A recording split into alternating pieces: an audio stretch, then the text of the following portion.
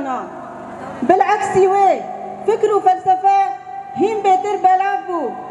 جزارو كي بچوك بگره وحتى تمني مزن إيرو باندكين بي سروك جيان نابه جبر سروك وكي ريبركي وكي خداوندكي غوريا آزاتي جمر كير بتايبت وكجن أميجي لدو في فكرة وفي فلسفة حتى داوي برخداني أخو بمشينن برخداني أكمزن يغو بتايبت لندري رجابات مشاندن بصالاية بكدكي بخوينا حزار الشهيدة إيرو روغو أمجاشتن بي آستي أم اتفاقيات شدكن نها ديروك لسر مدن بيسينن ديروك لسر مدى آخفن شاوا وق ملت كرد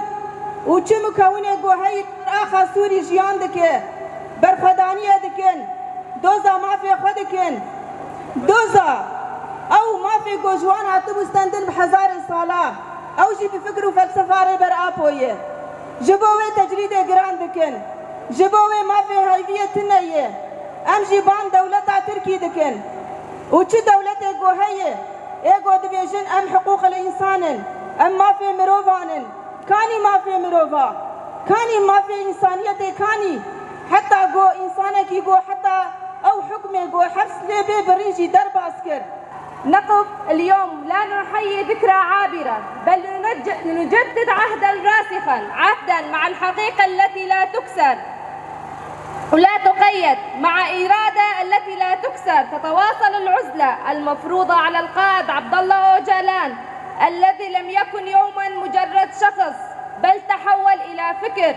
وإلى قضية وإلى نهج الحياة للشعوب ما زالت تناضل من أجل العدالة والكرامة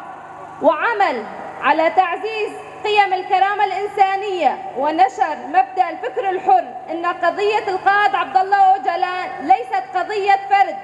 بل قضية شعب حرم من حقوقه صوتا حاولوا إسكاته